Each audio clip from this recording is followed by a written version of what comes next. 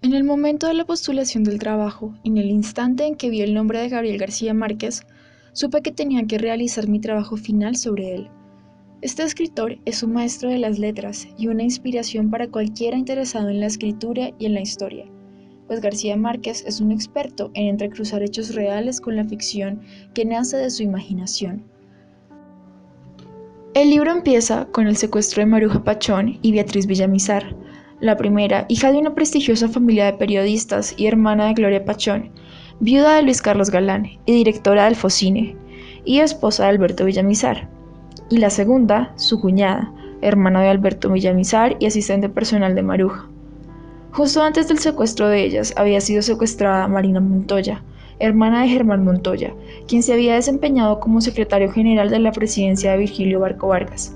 Sumado a esto, se alterna con el modo en que los familiares de las víctimas reciben la noticia del secuestro, situación que el escritor describe de manera precisa y real, gracias al trabajo periodístico realizado para la escritura de la novela. Más adelante se narran simultáneamente los secuestros de Diana Turbay y su equipo de periodistas, Pacho Santos, Marina Montoya, entre otros. Es interesante también el modo en que se plasman las respuestas del gobierno ante los hechos y los movimientos que deben hacer los familiares para rescatar a sus seres queridos. Principalmente Alberto Villamizar, esposo de Maruja, quien decide viajar él mismo a Medellín con el fin de buscar información sobre el secuestro de su esposa.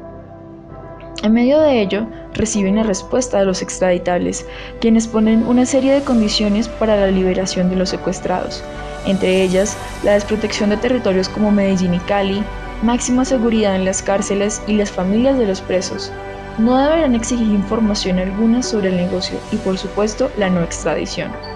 Poco dispuestos a aceptar los términos, Alberto y su equipo buscan el modo de liberar a los secuestrados, pero nada de esto funciona y finalmente en 1991 se cumple esta exigencia. Alberto también estaba aliado con el expresidente Turbay para la liberación de su hija. Sin embargo, Diana Turbay es uno de los secuestrados que no logra sobrevivir. Respecto a la narración, esta es una novela de corte periodístico, género planteado principalmente por Truman Capote, quien supo combinar la ficción con los hechos reales en base a una investigación ardua y exhaustiva. En el prólogo de este libro, el autor narra cómo Maruja y Alberto Villamizar le solicitaron la escritura de un libro que contará los acontecimientos. Sin embargo, Gabo supo que no podría contar esta historia sin incluir a las otras con las que se cruzaba. Así, este pasó de ser un relato sobre el secuestro de Maruja a ser un relato sobre los secuestros de tinte político que acontecieron a principios de los 90, una época gobernada por Escobar y su régimen del terror. Es tenso el modo de la narración, la cual se anticipa reiteradamente a los hechos y elimina de inmediato la suposición del lector sobre la supervivencia de ciertos personajes. Antes de los hechos terminantes, el relato te adelanta que cierto personaje morirá o que otros permanecerán largo tiempo secuestrados antes de ver la luz.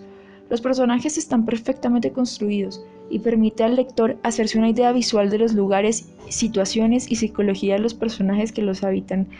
El tiempo no es muy marcado y se salta de un momento a otro, de escena en escena.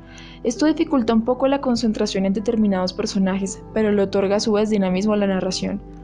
La riqueza literaria de esta obra es un reflejo de una investigación realizada con pericia y esmero, nada menos que esperar de Gao. Maruja Pachón es la marcada protagonista de la historia, la cual empieza con un secuestro. Gabriel García Márquez, en su prólogo, explica que ella y su esposo son los protagonistas, pues fue a petición de ellos que se escribió el libro. A causa de su trabajo periodístico y su parentesco, fue blanco de los extraditables, grupo que buscaba frenar la extradición de los narcos a los Estados Unidos. Maruja era directora del Focine, hermana de Gloria Pachón, viuda de Luis Carlos Galán y esposa de Alberto Villamizar. En la narración se refleja su fuerza, valentía, inteligencia, temple y capacidad para soportar condiciones inhumanas. A través de ella se conectan distintos personajes como Marina y Beatriz, y asimismo se hace un bosquejo de los secuestradores, quienes en ciertos casos eran más ingenuos de lo que se podría imaginar. A causa de que es una novela periodística, resulta difícil valorar la actuación de los personajes. Por lo tanto, más que eso, valdría más mencionar el papel que estos juegan en el entendimiento de un contexto importante para el país. Estos son Beatriz Villamizar, Marina Montoya, Alberto Villamizar, el presidente Gaviria, el expresidente Turbay, Diana Turbay, Pacho Santos, Hernando Santos, Pablo Escobar, entre otros. Ellos nos demuestran que nadie está exento de daño, no importan qué tantas conexiones tengas o tu dinero, todos somos vulnerables a la codicia y al odio que impera en el mundo. Sin embargo, ellos también representan la capacidad humana para superar las pruebas que se ponen en el camino. Estos personajes son la representación de múltiples puntos de vista, como si fueran el nombre de varias historias condensadas en ellos. La fortaleza de Beatriz, la paciencia del carácter de Pacho, la frialdad calculadora de César Gaviria, la pérdida del expresidente Turbay, la persistencia y valor de Alberto Villamizar, la alienación de Marina Montoya, la determinación de la madre de Diana, la creencia de un ideal que te lleva a la muerte en Diana Turbay, etc. Al final solo convergen en experiencias humanas que dan cuenta de una parte de la historia de un país, el cual sufre una guerra latente, no necesariamente contra un enemigo específico, pero si ha de nombrarse, esa sería la indiferencia. En este relato se plantea un gran dilema, el cual se refleja en el tormento de Alberto Villamizar. Su esposa está secuestrada y sus captores piden que se anulen ciertas legislaciones para su liberación. Si cumple con los términos, le fallaría la Constitución por un conflicto de intereses, pero si no, le fallaría a su familia y por su causa perderían la vida. Este no es solo un conflicto de Alberto, sino de muchos otros funcionarios que debieron luchar contra la espera, incertidumbre y tortura psicológica mediante cartas y otros medios para presionar. Al final ceden, pues la escala de la tragedia solo se perpetúa. En esta obra, Gabo viaja entre el realismo mágico por el modo en que caracteriza a los personajes y la realidad, a causa de su faceta como periodista.